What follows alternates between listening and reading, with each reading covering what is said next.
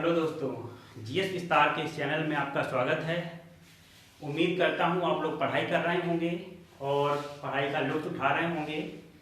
पिछले लेक्चर्स में हमने डिस्कस किया कि ईस्ट इंडिया कंपनी के लिए कुछ चार्टर आते हैं, कुछ अधिनियम आते हैं। जैसे कि हम लोगों ने पढ़ा था 1774 या 73 का चार्टर रेगुलेटिंग एक्ट पढ़ा था हम लोगों ने।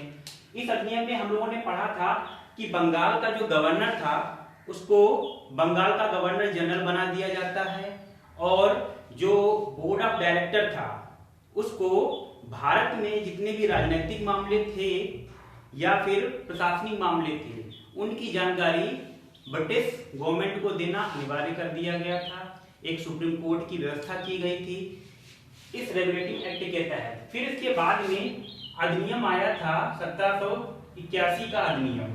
ये क्या था?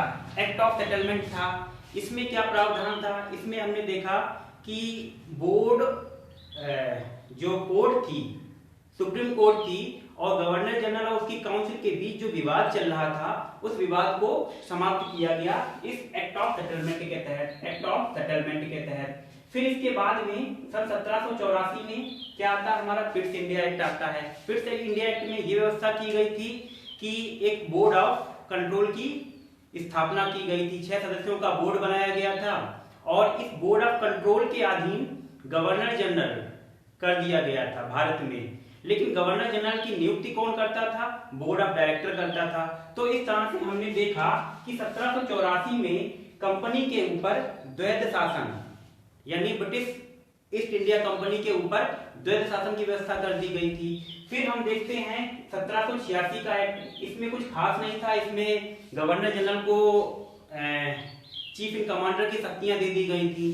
फिर इसके बाद में हम लोगों ने पढ़ा था सन 1793 का चार्टर एक्ट। इस अधिनियम में क्या व्यवस्था की गई थी कि जो बोर्ड ऑफ कंट्रोल के मेंबर्स थे उनका वेतन भारत के रेवेन्यू से मिलने लगा था यानी भारतीय राजस्व से मिलने लगा था। फिर हम लोगों ने पढ़ा सन 1713 का चार्टर एक्ट। इस अधिनियम में यह व्यवस्था की गई थी कि कंपनी का व्यापार जो है वो भारत में खत्म कर दिया गया, चाहे वो चीन पे सिर्फ बना रहा। और कुछ व्यवस्थाएं की गई थी और भी, जैसे कि शिक्षा के लिए 1 लाख रुपए खर्च करने का प्रावधान था और ईसाई मिशनरियों को भारत में एंट्री मिल चुकी थी। फिर इसके बाद में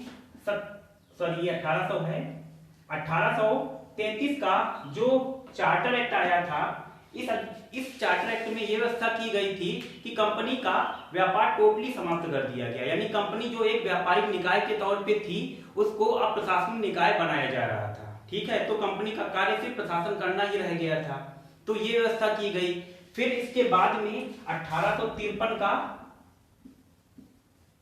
एक्ट आता है या चार्टर एक्ट आता है। तो ये जो चार है ये चार्टर एक्ट कहलाते थे। ये चार्टर एक्ट क्यों कहलाते थे? ये चार्टर एक्ट इसलिए कहलाते थे क्योंकि सन 1788 में क्या होता है, ब्रिटेन में एक रेवोल्यूशन होता है। उस रेवोल्यूशन के तहत वहां पर पार्लियामेंट की सर्वोच्चता यानी संसद की सर्वोच्चता स्थापित हो जाती है। तो जो नियम पारित किए जाते हैं वो ब्रिटेन की संसद यानी पार्लियामेंट में पारित किए जाते थे। इसीलिए इन एक्ट्स को ये 1793 है, इन एक्ट्स को क्या कहा गया था? चार्टर एक्ट कहा गया था। तो ये हमने पिछले लेक्चर्स में हमने ये सब डिस्कस किया था। आज हम लोग डिस्कस करेंगे जो कि हम लोगों का आज का टॉपिक है, इसको मैं इरेज कर रहा हूं। देखो, कंपनी का जो रूल था सन 1773 से लेकर सन 1765 से लेकर 1857 तक भारत में कंपनी का शासन रहा। फिर इसके बाद में 1858 से लेकर 1947 तक भारत में ब्रिटिश क्राउन का शासन रहा यानी ब्रिटिश ताज का शासन रहा। तो आज हम लोग जब ब्रिटिश क्राउन का शासन भारत में रहा उस ड्यूरेशन में कौन कौन से अधिनियम आए उनके बारे में हम लोग डिस्कस करेंगे।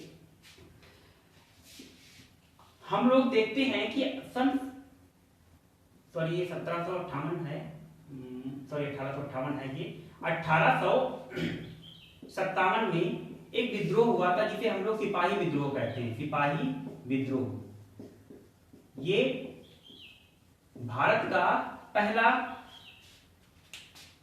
विद्रोह था यानी पूरे पैन इंडिया लेवल पे जो विद्रोह था वो उसे भारतीय स्वतंत्रता यानी 1857 की क्रांति भी कहा जा सकता है और कहा भी जाता है। इसके बाद में जो कंपनी के लिए या फिर कंपनी के लिए जो रूल्स लाए गए उनकी परिभाषाएं ही चेंज हो गई थी। किस तरह से परिभाषाएं चेंज हो गई हम लोग देखते हैं क्या होता है और किस तरह से होता है, तो इसके बारे में डिस्कस कर रहे हैं। सबसे पहले 1858 का भारत शासन अधिनियम, भारत शासन अधिनियम ये आया था, अधिनियम या फिर गवर्नमेंट ऑफ इंडिया एक्ट भी से बोला जाता है, गवर्नमेंट ऑफ इंडिया एक्ट भी से बोला जाता है। इस अधिनियम में क्या व्यवस्था की गई थी जरा ध्यान समझना। भारत में जो ईस्ट इंडिया कंपनी थी यानी जो कंपनी थी, कंपनी के जो क्षेत्र थे, विजित क्षेत्र, कंपनी के जो क्षेत्र थे, कंपनी का जो राजस्व था या कंपनी की जो शक्ति थी, यानी कंपनी का जो एरिया था, जो रेवेन्यू था, जो पावर थी, ये सब किसके अधीन चली गई? ब्रिटिश क्राउन के अधीन यानी ब्रिटिश ताज के अधीन चली गई थी। यानी अब भारत में कंपनी का शासन नहीं रहेगा, किसका शासन होगा? ब्रिटिश क्राउन का शासन होगा। इस अधिनियम के तहत यह व्यवस्था की गई थी, यानी कंपनी को खत्म कर दिया गया। ठीक है, अब कंपनी का जो गवर्नर जनरल था, गवर्नर जनरल, ठीक है, उस समय तत्कालीन गवर्नर जनरल लॉर्ड कैनिंग था। इस गवर्नर जनरल को जो ये पोस्ट थी, भारत में गवर्नर जनरल की पोस्ट सबसे बड़ी पोस्ट हुआ करती थी उस समय। ठीक है, उस पोस्ट का नाम चेंज कर दिया गया और कहा गया इसे वायसराय, वायसराय कहा गया। इस वायसराय यानी ये जो वायसराय था, वायसराय ब्रिटिश क्राउन का एक प्रतिनिधि के तौर पर इसको समझा जाता था, प्रतिनिधि। अब कंपनी के जो ये सारी चीजें थी इनको तो समाप्त कर दिया गया, सीधे ब्रिटिश क्राउन के अंडर में सारी चीजें चली गई। तो कंपनी का कार्य क्या रह गया? जैसे कंपनी में दो बोर्ड और थे, एक तो था बोर्ड ऑफ डायरेक्टर। ये बोर्ड ऑफ डायरेक्टर कौन थे? कंपनी के जो शेयर होल्डर्स थे वो बोर्ड ऑफ डायरेक्टर हुआ करते थे। और एक था board of control, board of control. ठीक, ये बोर्ड ऑफ कंट्रोल क्या करता था? गवर्नर जनरल को गाइड करता था कि किस तरह से क्या करना है, यानी गवर्नर जनरल की कंट्रोलिंग इसके ऊपर थी। गवर्नर जनरल को कंट्रोल ये करता था। तो ये दोनों बोर्ड को इस अधिनियम के तहत क्या किया गया था? समाप्त कर दिया गया, खत्म कर दिया गया, यानी समाप्त हो गए ये। अब इनका कोई कार्य नहीं बचा। क्या किया गया? इन दोनों की जगह पर इन दोनों को यानी रिप्लेस करके एक नई पोस्ट बनाई गई जिसे कहा गया भारत सचिव। भारत सचिव यानी भारत सचिव की पोस्ट किस अधिनियम के तहत बनी थी? भारत शासन अधिनियम 1858 के तहत बनी थी। भारत सचिव की जो पोस्ट थी यानी भारत सचिव जो था, इसके लिए 15 मेंबर्स की एक परिषद बनाई गई, परिषद यानी 15 मेंबर्स की एक परिषद बनाई गई। अब इस परिषद में कैसे अपॉइंटमेंट होता था? जो ये परिषद थी इसमें से 8 मेंबर जो थे वो बोर्ड ऑफ डायरेक्टर के द्वारा अपॉइंट किए जाते थे और जो 7 मेंबर थे वो ब्रिटिश क्राउन के द्वारा अपॉइंट किए जाते थे। भारत सचिव जो पोस्ट थी, जो भारत सचिव खुद होता था, जो पर्सन होता था, वो ब्रिटिश गवर्नमेंट में जो कैबिनेट होती थी यानी जो मंत्रिमंडल होता था ब्रिटिश गवर्नमेंट का, इंग्लैंड में उसका एक सदस्य होता था। ब्रिटिश गवर्नमेंट की जो कैबिनेट इसका एक सदस्य भारत सचिव होता था। तो किस तरह से आप देख रहे हैं कि ब्रिटिश गवर्नमेंट ने किस तरह से कंट्रोल किया ईस्ट इंडिया कंपनी के ऊपर और किस तरह से भारत सचिव एक नई पोस्ट बना दी गई। अब भारत में जो वायसराय है, ये वायसराय है, ये सारे कार्य किससे पूछकर करेगा? भारत सचिव से पूछकर करेगा। ठीक है, तो इस तरह से कंट्रोल सेटअप किया गया और इस अधिनियम में कुछ खास व्यवस्था नहीं की गई थी, बस मशीनरी में चेंजमेंट किया गया था, मशीनरी में परिवर्तन किया गया था ताकि इंग्लैंड से ही भारत का जो शासन है उसको नियंत्रित किया जा सके और उस पर अपनी एसेंडेंसी को बढ़ाया जा सके। इसलिए यह अधिनियम आया था और भारत शासन अधिनियम के समय जो वायसराय थे, यानी पहला वायसराय किसे गवर्नर जनरल से वायसराय नाम चेंज किया गया, तो इस तरह से जो कैनिंग थे, ये वेरी इंपॉर्टेंट क्वेश्चन है, कैनिंग, लॉर्ड कैनिंग जो थे गवर्नर जनरल, उन्हीं को वायसराय बनाया गया। तो क्वेश्चन इस तरह से पूछ लिया जाता है कि भारत का प्रथम वायसराय किसे बनाया गया था, तो वो लॉर्ड कैनिंग थे। ठीक है, लॉर्ड कैनिंग पहले गवर्नर जनरल थे इंडिया में, फिर जब ये एक्ट आया तो उस एक्ट के तहत इन्हें वायसराय बना दिया गया। बस यही परिवर्तन किए गए थे। इसके बाद में इस अधिनियम में कोई खास परिवर्तन नहीं किए गए, ताकि बस जो ये परिवर्तन थे, इसके बाद में जस्ट 3 साल बाद एक नया अधिनियम आता है जिसे भारतीय परिषद अधिनियम 1861 कहा जाता है। इसको हम लोग पढ़ेंगे 1861 का भारतीय परिषद अधिनियम, भारतीय परिषद अधिनियम। मैं अभी से आपको बता दे रहा हूं कि भारतीय परिषद अधिनियम जो थे वो 4 आए थे। ठीक है, एक तो 1861 में आया था, एक फिर एक 1892 में आया था, फिर 1909 में आया था, फिर 1919 में आया था। आज हम चारों अधिनियम के बारे में, यानी जो चारों भारतीय परिषद अधिनियम, इंडियन काउंसिल एक्ट जो आए थे चारों, इनके सबके बारे में हम लोग डिस्कस करेंगे।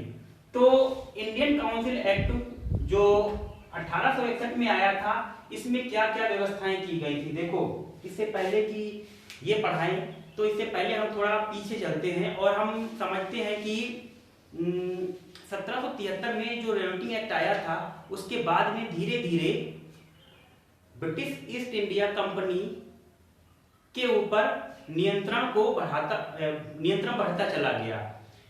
भारत में जो प्रांत थे ना, उनकी शक्तियां छीनने लगती हैं धीरे धीरे, और भारत में एक केंद्रीय व्यवस्था स्थापित की जाती है, यानी सेंट्रलाइजेशन की ओर इंडियन गवर्नमेंट बढ़ती रहती है। लेकिन अब हम देखेंगे कि सेंट्रलाइजेशन से फिर से डिसेंट्रलाइज व्यवस्था की जाती है, डिसेंट्रलाइज सिस्टम फिर से स्टार्ट किया जाता है। किस तरह से स्टार्ट किया जाता है, इसको हम समझेंगे। इस अधिनियम में क्या किया गया था कि जो कानून बनाने की प्रक्रिया थी, यानी जो भी लॉ मेकिंग बॉडी थी इंडिया में, उसमें पहली बार भारतीयों को प्रतिनिधित्व दिया गया, भारतीयों को भी प्रतिनिधित्व दिया गया, यानी भारतीयों को भी कानून बनाने की प्रक्रिया में शामिल किया गया पहली बार भारत में। वेरी इंपॉर्टेंट, ठीक है, पहली बार। किस तरह से ये कानून बनाने की प्रक्रिया में इनको शामिल किया गया था, जरा हम लोग डिस्कस करते हैं। देखो, भारत में वायसराय इनकी 2 काउंसिल हुआ करती थी। जरा समझना, इनकी 2 काउंसिल हुआ करती थी। एक तो काउंसिल थी कार्यकारी परिषद, यानी ये एग्जीक्यूटिव थी। ये जो एक परिषद थी एग्जीक्यूटिव थी, दूसरी परिषद थी वायसराय की केंद्रीय विधान परिषद, केंद्रीय विधान परिषद। ये लेजिस्लेटिव थी, यानी ये विधायी परिषद थी, ये एग्जीक्यूटिव परिषद थी। दोनों में अंतर है दोस्तों, दोनों परिषदें अलग अलग थी। क्या कोई बच्चा कमेंट करके ये बता सकता है ये केंद्रीय विधान परिषद का गठन कब किया गया था? गवर्नर जनरल की पोस्ट वायसराय बना दी गई, लेकिन चीजें तो वही रही ना। तो इस केंद्रीय विधान परिषद का गठन कब किया गया था? क्या ये अभी किया गया था इस अधिनियम के तहत? ऐसा तो नहीं है, इससे पूर्व किया गया था। वो कब किया गया था आप लोग बताइएगा। तो जो केंद्रीय विधान परिषद थी, इसमें भारतीयों को अपॉइंट किया गया, गैर सरकारी सदस्य के तौर पर इसमें भारतीयों को अपॉइंट किया गया। ये लेजिस्लेचर थी, यानी, और ये एग्जीक्यूटिव थी। इसमें क्या परिवर्तन किया गया? इसमें यह परिवर्तन किया गया कि जो कार्यकारिणी परिषद थी, उसको भी कुछ अच्छा कार्य करने के लिए कानून बनाने का प्रावधान था, यानी ये भी कानून बना सकती थी, वायसराय की कार्यकारिणी एग्जीक्यूटिव परिषद, जिसके तहत उस समय का जो वायसराय था कैनिंग, कैनिंग जो उस समय के वायसराय थे, इन्होंने क्या किया था, विभागीय प्रणाली प्रारंभ की थी। विभागीय प्रणाली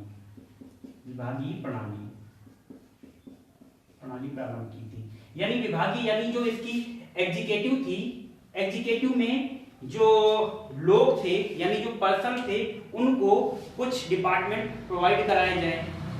ठीक है, क्योंकि नियम तो आ चुका था कि कार्यकारी परिषद के लिए भी, कार्यकारी परिषद भी कानून बना सकती है। तो इस तरह से इस विभागीय प्रणाली को पोर्टफोलियो सिस्टम भी कहा जाता है, पोर्टफोलियो सिस्टम भी कहा जाता है। यानी जिसके तहत कैनिंग ने विभागीय प्रणाली प्रारंभ की थी और जो कार्यकारी परिषद थी उसी में से कुछ लोगों को कुछ डिपार्टमेंट दे दिए गए, यानी कुछ विभाग दे दिए गए, जैसे मान लो A, B, C, D, इस तरह से डिपार्टमेंट लोगों को दे दिए गए। किससे दे दिए गए, जो एग्जीक्यूटिव थी उसको दे दिए गए। तो इस तरह से भारत में क्या हुआ, पहली बार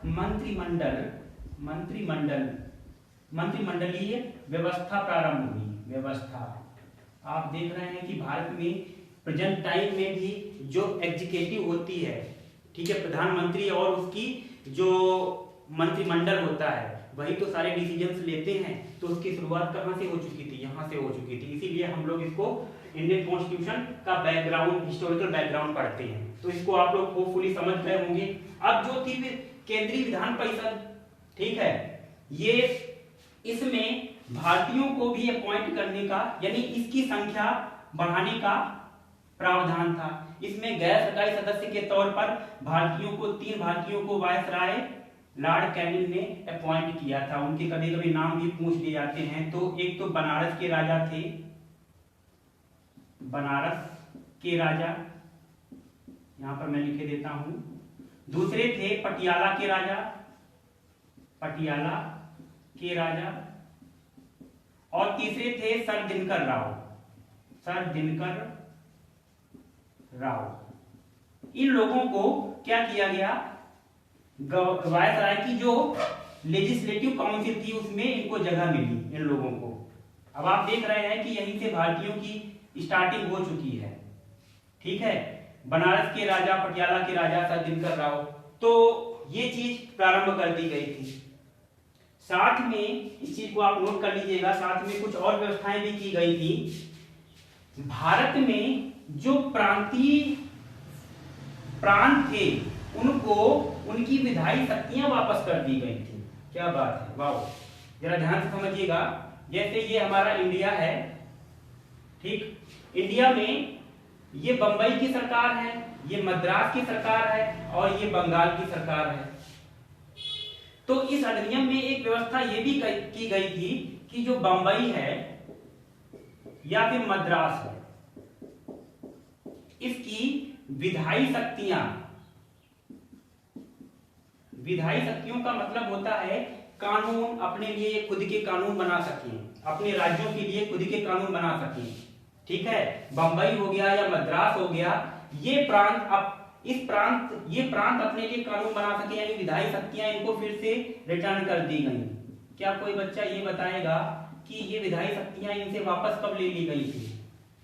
आपको पता है 1833 का जो चार्टर एक्ट आया था, उस चार्टर एक्ट के तहत बंबई, मद्रास की विधायी शक्तियां वापस ले ली गई थी, यानी टोटल सिस्टम सेंट्रलाइज कर दिया गया था। फिर उसके बाद में क्या हुआ, 1857 का रिवोल्ट हुआ। उसके बाद में ब्रिटिश गवर्नमेंट ने महसूस किया कि सेंट्रलाइजेशन सिस्टम सही नहीं है, इस तरह का रिवोल्ट आगे भी हो सकता है, इसलिए प्रांतों को फ्री किया जाए, धीरे धीरे प्रांतों को कुछ शक्तियां दी जाए। तो जिसके तहत बंबई, मद्रास को विधायी शक्तियां, विधायी मतलब लेजिस्लेटिव पावर दे दी गई थी, विधायी शक्तियां दे दी गई।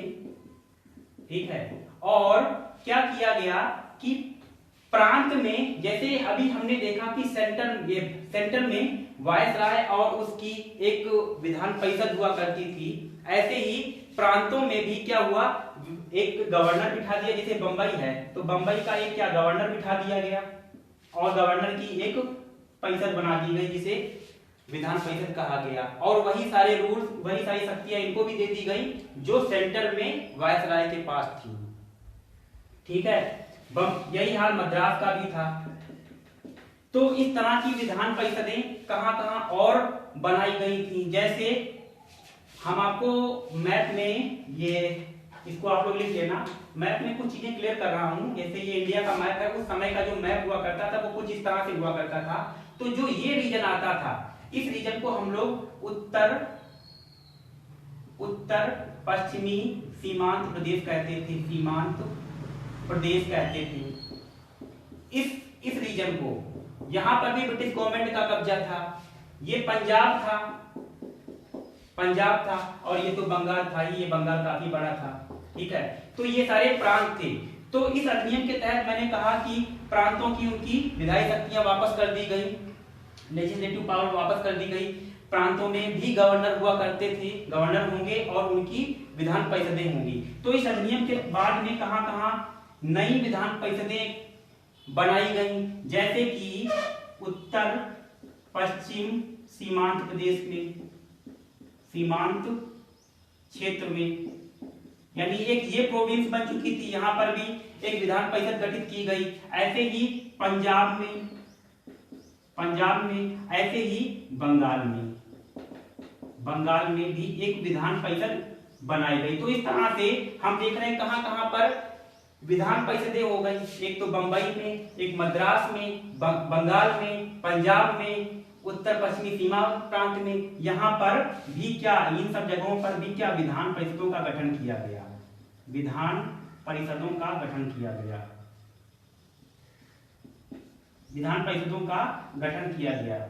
ठीक है, एक व्यवस्था यह की गई। तो हम देख रहे हैं प्रांतीय विधान परिषदें बनाई गई, उनको उनकी पावर वापस कर दी गई, यानी उनको विधायी शक्तियां दे दी गई। अब क्या था, अब ये था जैसे कि अगर बंबई है या मद्रास है, बंबई मद्रास की वहां की सेल्फ गवर्नमेंट जो थी, सेल्फ गवर्नमेंट का मतलब इन्हें गवर्नर की जो शक्ति थी, गवर्नर और उसकी जो विधान परिषद थी, उसके द्वारा जो नियम बनाए जाते थे, जो कानून थे, उन कानूनों को केंद्र में जो वायसराय है, वायसराय की अनुमति आवश्यक कर दी गई।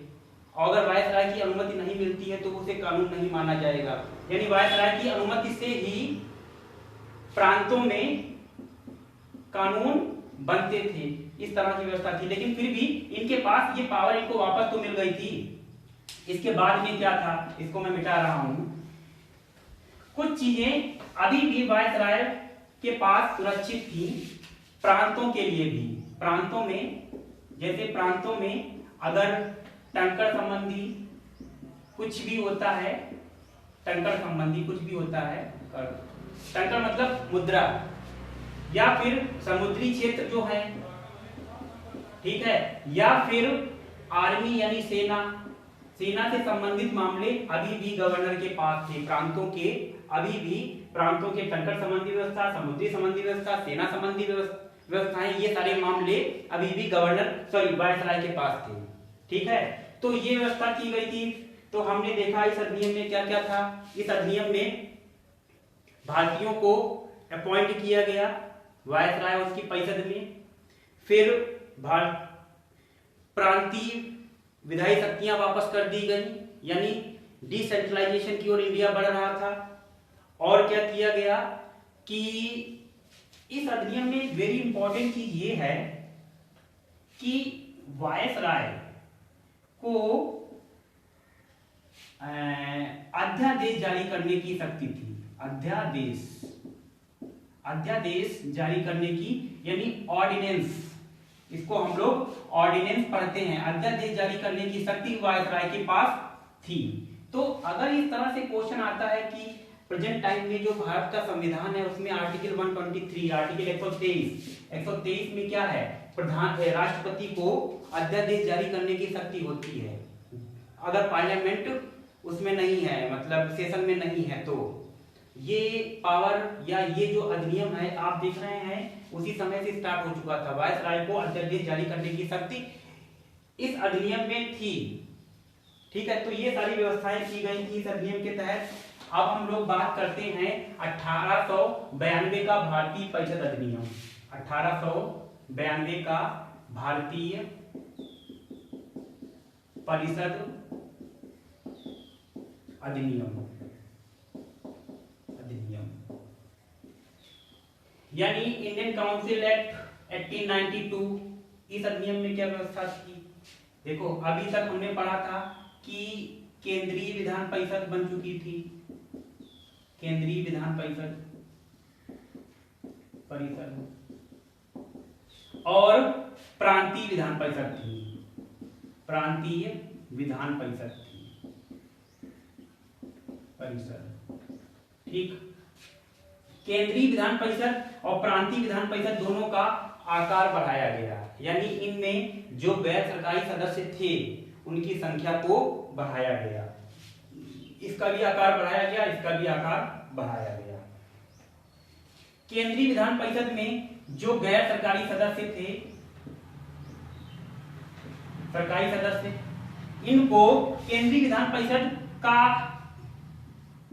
ये वायसराय के, इसका मुखिया वायसराय समझो, ठीक है। तो गैर सरकारी सदस्यों को कौन मनोनीत करता था? वायसराय मनोनीत करते थे। प्रांतीय विधान परिषद में जो सदस्य थे, गैर सरकारी सदस्य, सरकारी सदस्य, ये गैर सरकारी सदस्य प्रांत में कुछ यूनिट्स हुआ करती थी, जैसे कि जिला बोर्ड हो गया, नगर पालिका हो गई, या फिर व्यापार बोर्ड हो गया, या फिर जमींदार हो गए, ठीक, या फिर यूनिवर्सिटी यानी विश्वविद्यालय हो गए। ये निकाय, इन निकायों के द्वारा प्रांतीय विधान परिषदों में जो गैर सरकारी सदस्य थे उनको निर्वाचित किया जाता था, इनके द्वारा। यानी जो ये निकाय थे, जिला बोर्ड, नगर पालिका, व्यापार बोर्ड, ये प्रांत के, जैसे मान लो बंबई प्रांतीय विधान परिषद के गैर सरकारी सदस्यों को चुनना है, तो बंबई का जिला बोर्ड, नगर पालिका, व्यापार बोर्ड, जमींदार वहां के विश्वविद्यालय, इन निकायों के द्वारा ये गैर सरकारी सदस्य चुने जाएंगे और इनको नियुक्त कौन करेगा? प्रांत का गवर्नर नियुक्त करेगा, लेकिन इनके द्वारा ये चुने जाएंगे। ये व्यवस्था थी, यानी प्रांतीय विधान परिषद के जो गैर सरकारी सदस्य थे इनके लिए व्यवस्था थी। तो इस तरह से हम क्या देख रहे हैं यहाँ पर कि ये चीज हमें क्या दर्शा रही है? ये चीज हमें ये दर्शा रही है कि यहाँ पर अप्रत्यक्ष निर्वाचन हो रहा है, अप्रत्यक्ष निर्वाचन हो रहा है, यानी अप्रत्यक्ष निर्वाचन की प्रक्रिया इस अधिनियम के तहत प्रारंभ हो चुकी थी। हालांकि इस अधिनियम में कोई भी लिखित तौर पर निर्वाचन शब्द का प्रयोग नहीं किया गया, लेकिन अप्रत्यक्ष निर्वाचन प्रारंभ हो रहा है। केंद्रीय विधान परिषद में जो गैर सरकारी सदस्य थे उनको कौन चुनता था? उनमें से देखो, केंद्रीय विधान परिषद में दो तरह के सदस्य होते थे, एक सरकारी, हालांकि दोनों में सरकारी, और एक गैर सरकारी। इनकी नियुक्ति तो डायरेक्ट वायसराय करता था, लेकिन इनकी नियुक्ति जो होती थी वो विधान परिषद के जो गैर सरकारी सदस्य होते थे वो चुनते थे गैर सरकारी सदस्य सेंटर में। तो इस तरह का प्रावधान था इस अधिनियम में, आप लोग देख रहे हैं। यानी प्रांतीय विधान परिषद और केंद्रीय विधान परिषद दोनों में चुनाव प्रक्रिया अप्रत्यक्ष तौर पर प्रारंभ हो चुकी थी, ठीक है। और इन परिषदों का दायरा भी यानी क्षेत्र भी बढ़ाया गया। और क्या हुआ, इन दोनों स्तर पर, यानी केंद्रीय विधान परिषद और प्रांतीय विधान परिषद, इन दोनों स्तर पर क्या किया गया कि इनके कार्यों का दायरा बढ़ाया गया। कैसे? जैसे केंद्रीय विधान परिषद के जो सदस्य थे उनको बजट पर क्या किया गया? बहस कर सकते थे, और जो वायसराय की कार्यकारिणी परिषद थी, ठीक है, या कार्यकारिणी परिषद से प्रश्न पूछने का अधिकार मिल गया। प्रश्न पूछने का, कुछ लोकहित में प्रश्न पूछने का अधिकार भी केंद्रीय और प्रांतीय विधान परिषद के सदस्यों को मिल चुका था इस अधिनियम के तहत। और जो बजट था, बजट पर बहस कर सकते थे, इस तरह के अधिकार इनको मिल चुके थे। ठीक है, तो ये वेरी इंपॉर्टेंट है। कभी कभार ये क्वेश्चंस में पूछ लिए जाते हैं कि बजट पर बहस करने का अधिकार किस अधिनियम के तहत दिया गया था, या फिर प्रश्न पूछने का अधिकार, कार्यपालिका से प्रश्न पूछने का अधिकार कब दिया गया था, तो वो इसी अधिनियम के तहत दिया गया था। तो ये वाला अधिनियम हम लोगों का कंप्लीट हो चुका है। इसके बाद में आता है 1909 का मार्ले-मिंटो सुधार। जरा इसको समझना, मार्ले-मिंटो सुधार। देखो मार्ले-मिंटो सुधार, मार्ले-मिंटो सुधार वेरी इंपॉर्टेंट। 1909 का मार्ले-मिंटो सुधार या मार्ले-मिंटो रिफॉर्म भी इसे बोला जाता है, मार्ले-मिंटो रिफॉर्म भी बोला जाता है, या फिर इंडियन काउंसिल एक्ट 1909 भी बोला जाता है। किसी भी नाम से इसको बोला जा सकता है, ये सारे नाम इसके हैं। इस अधिनियम में क्या व्यवस्था की गई थी? अभी तक हम देख रहे हैं कि जो केंद्रीय विधान परिषद है, विधान परिषद या फिर प्रांतीय विधान परिषद, प्रांतीय विधान परिषद,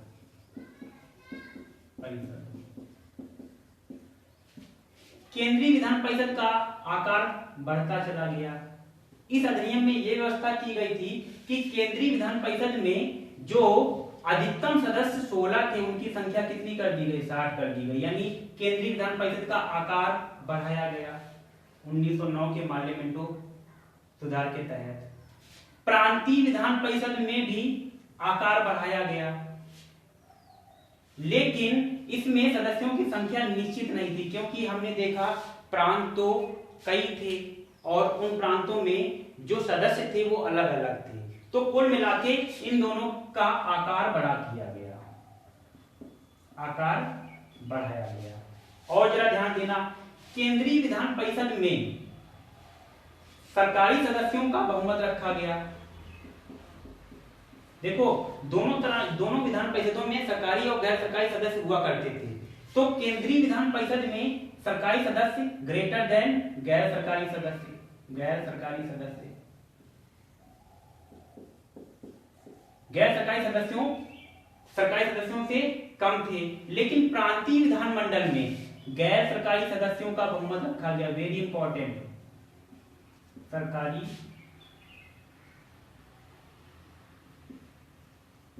गैर सरकारी सदस्य ग्रेटर देन सरकारी सदस्य,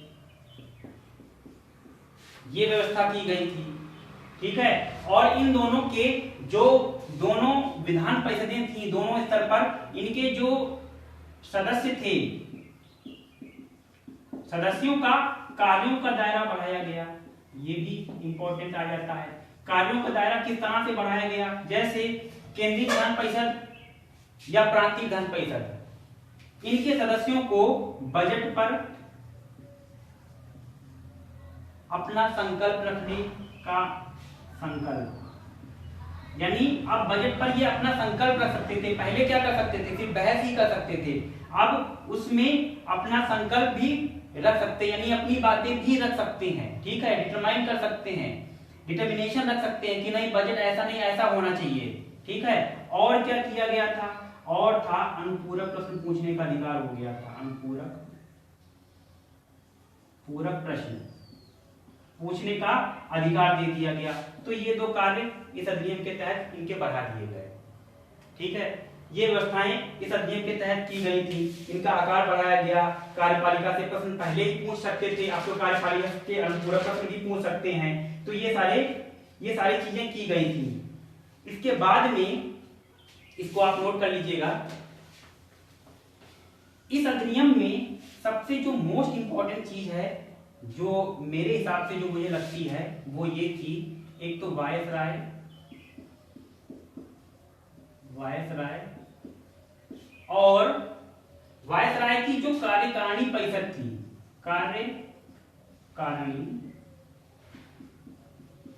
परिषद। ऐसे ही हमने आपको बताया था कि सन 1858 के अधिनियम में एक नई पोस्ट बनाई गई थी जिसे इंडियन सेक्रेटरी या भारत सचिव कहा जाता था, और उसकी एक 15 मेंबर्स की टीम थी जिसे भारत सचिव परिषद कहा जाता था। तो भारत सचिव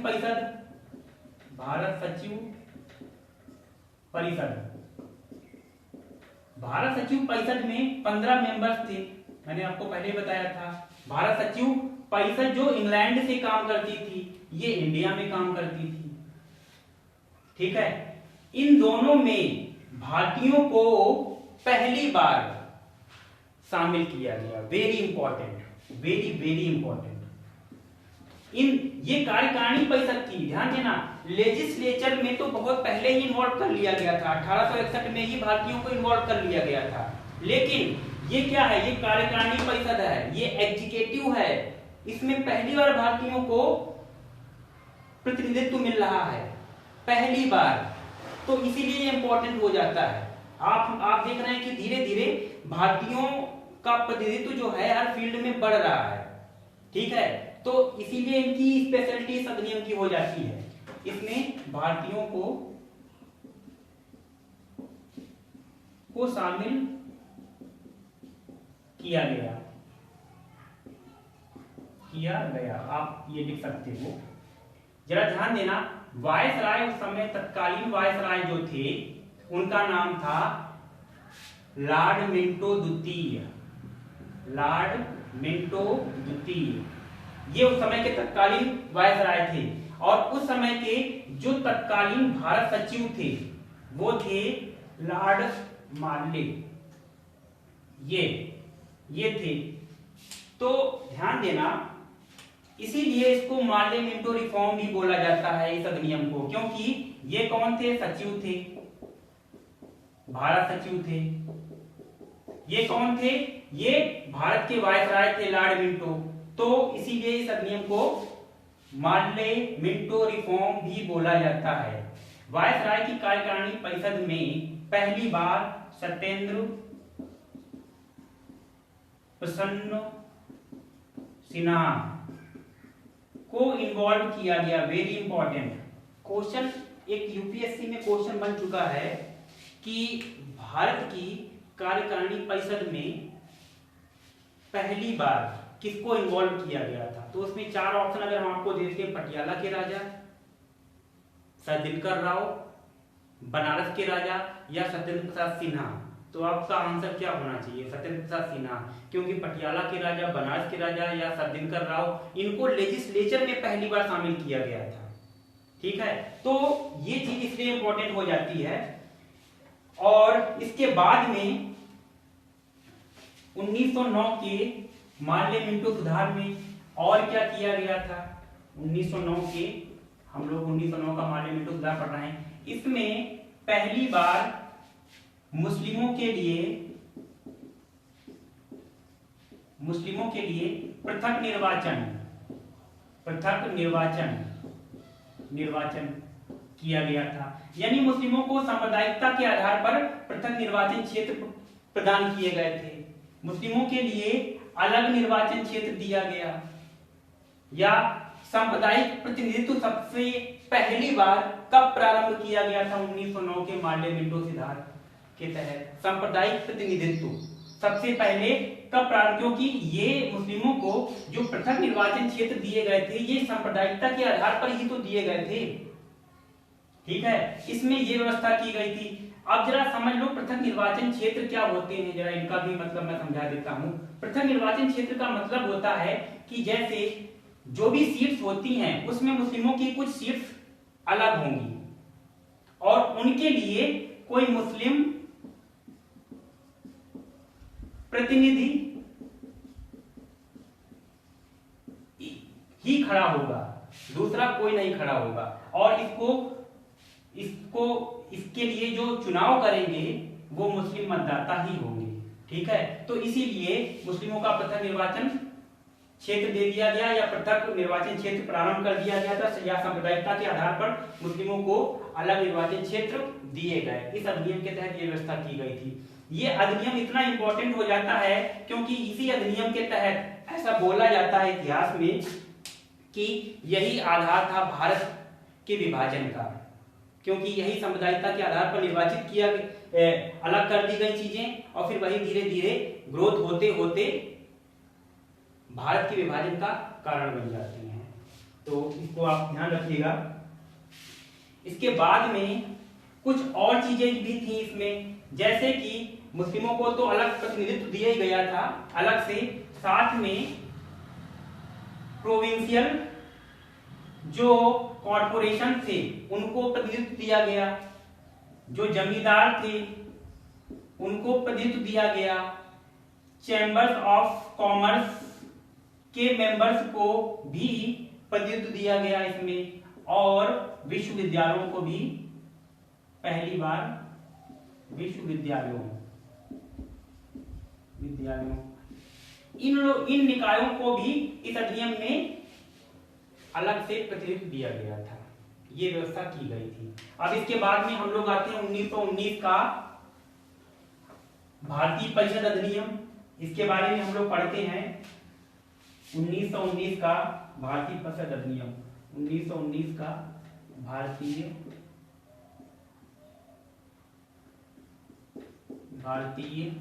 परिषद अधिनियम। देखिए जरा इसमें क्या व्यवस्था की गई थी।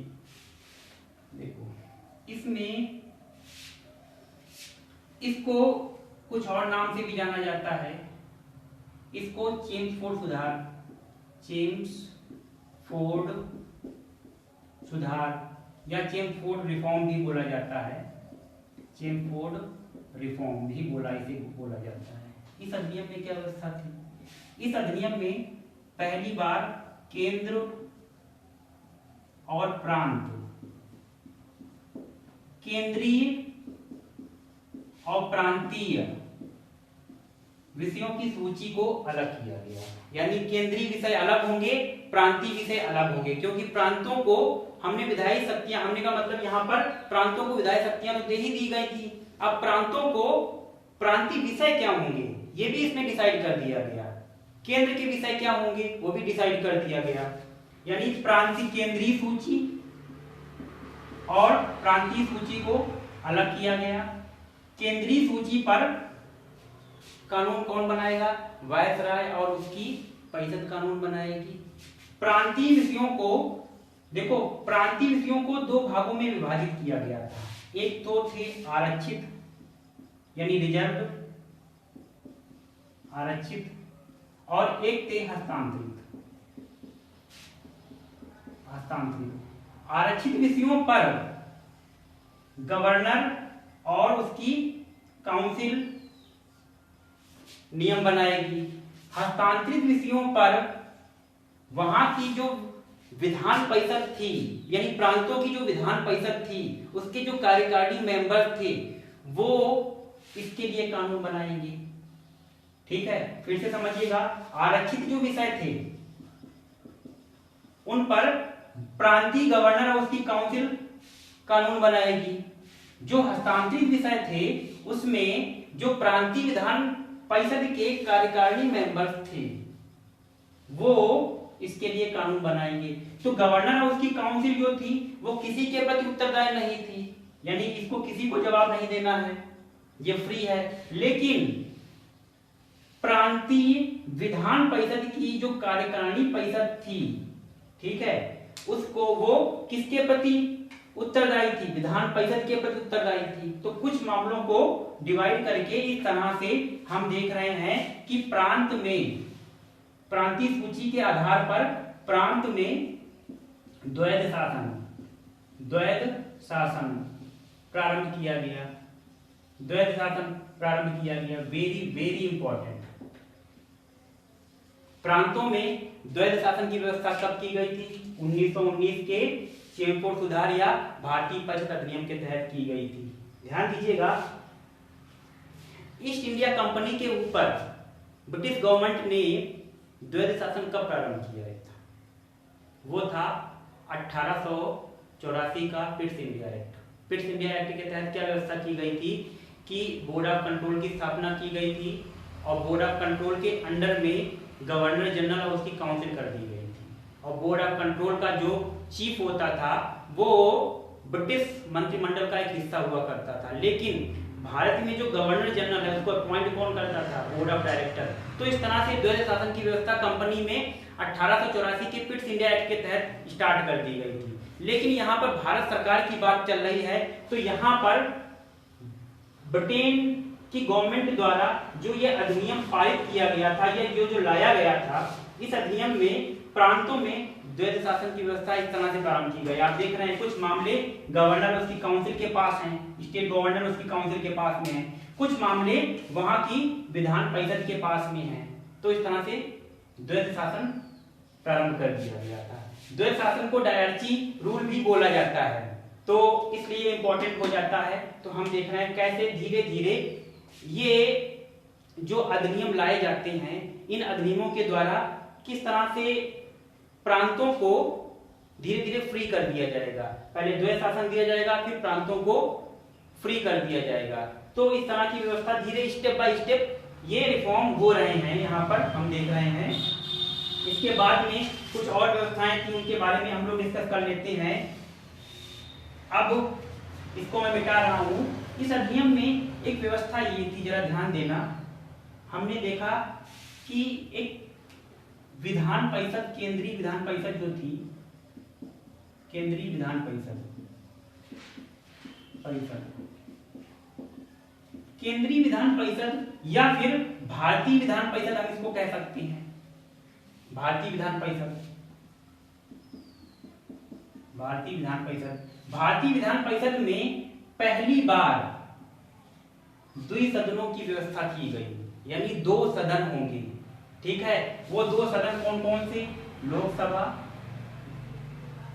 और राज्यसभा, लोकसभा और राज्यसभा। पहली बार 2 सदनों की व्यवस्था, द्विसदनीय व्यवस्था की गई थी। सदनी 2 सदनीय व्यवस्था की गई थी, 2 सदन होंगे, इस तरह का प्रावधान इस अधिनियम के तहत किया गया था। लोकसभा यानी काउंसिल ऑफ स्टेट, ठीक है, सॉरी राज्यसभा यानी काउंसिल ऑफ स्टेट, लोकसभा ये तो सभी जानते हैं। इस जो ये विधान परिषदें थी, लोकसभा राज्यसभा, इसमें क्या किया गया था? प्रत्यक्ष निर्वाचन, प्रत्यक्ष निर्वाचन प्रारंभ कर दिया गया था। प्रत्यक्ष निर्वाचन प्रारंभ कर दिया गया, वेरी इंपॉर्टेंट। पहली बार प्रत्यक्ष निर्वाचन कब स्टार्ट किया गया था? 1919 के अधिनियम के तहत। हम लोग 1919 का अधिनियम पढ़ रहे हैं, तो इसके तहत प्रारंभ कर दिया गया था। प्रत्यक्ष निर्वाचन की व्यवस्था की गई थी और 2 सदनों की व्यवस्था की गई थी। ठीक है, 2 सदन, यहाँ पर डायरेक्ट 2 सदन मैं लिखे देता हूँ। 2 पार्लियामेंट होंगी, जैसे भारत में प्रेजेंट टाइम में लोकसभा होती है, राज्यसभा होती है, ऐसे ही ये उसी समय व्यवस्था कर दी गई थी। अब इसके बाद में क्या था? ये इसके बाद में ध्यान देना, गवर्नर या फिर वायसराय, एक ही चीज थी उस समय। वायसराय की कार्यकारिणी परिषद, इसमें क्या परिवर्तन किया गया था? वायसराय की कार्यकारिणी परिषद में जो टोटल 6 मेंबर्स होते थे, इन 6 मेंबर्स में से 3 भारतीय होंगे, भारतीय, ये वेरी इंपॉर्टेंट। अब इसमें अभी तक क्या था? गवर्नर की कार्यकारिणी परिषद में सदस्य इन्वॉल्व हो सकते थे, ये अधिनियम 1909 में लाया गया। लेकिन इस अधिनियम में एक स्टेप और आगे बढ़ गए। क्या बढ़ गए? कि 3 भारतीय होंगे, 3 भारतीय होंगे, और उन 3 भारतीयों में यानी कोई भी चीफ इन कमांडर नहीं होगा। यानी चीफ इन कमांडर, यानी चीफ इन कमांडर,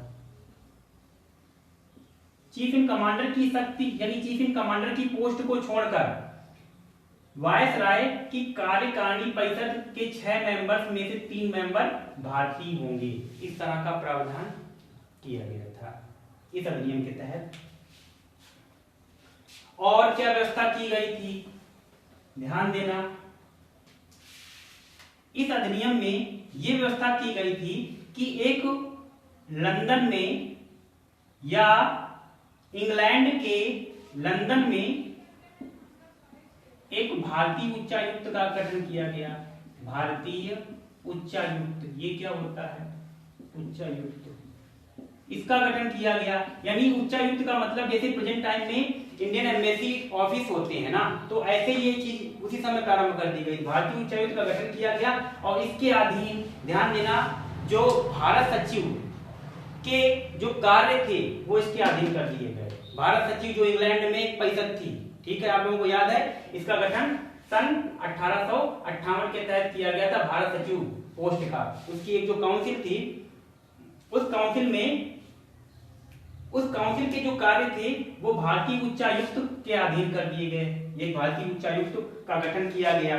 इसके बाद में कुछ और थे, जैसे इस अधिनियम में कुछ और व्यवस्थाएं की गई थी, जैसे लोक सेवा आयोग का गठन, लोक सेवा आयोग का गठन, ये प्रावधान किया गया। ये वेरी इंपॉर्टेंट क्वेश्चन है, पूछ लिया जाता है एग्जाम्स में।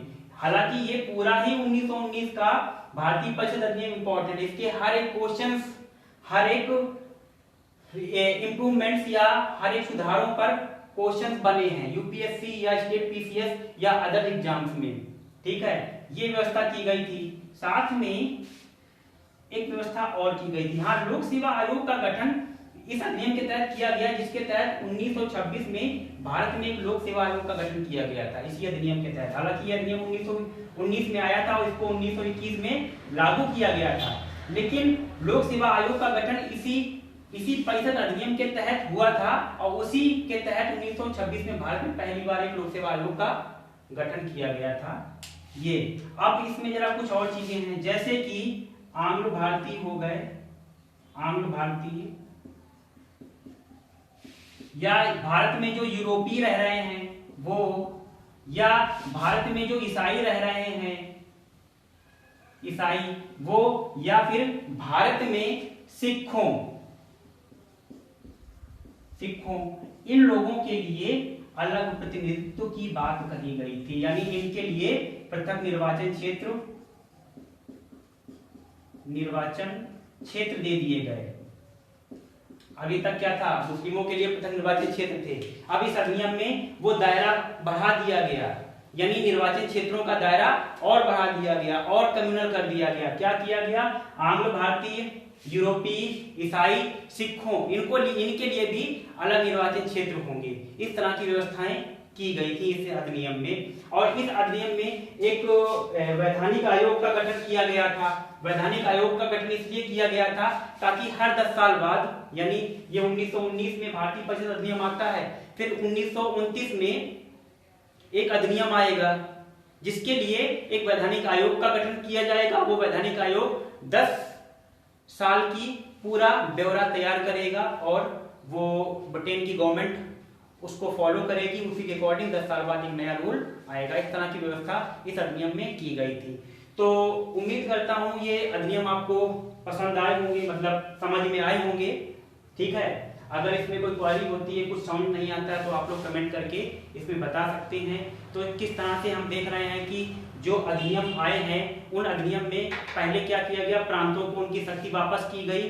फिर जो विधान परिषदें थी उनमें भारतीयों को इन्वॉल्व किया गया, विधान परिषदों का आकार बढ़ाया गया और पृथक निर्वाचन क्षेत्र प्रारंभ कर दिए गए। वायसराय की कार्यकारिणी परिषद में भारतीयों को इन्वॉल्व किया गया।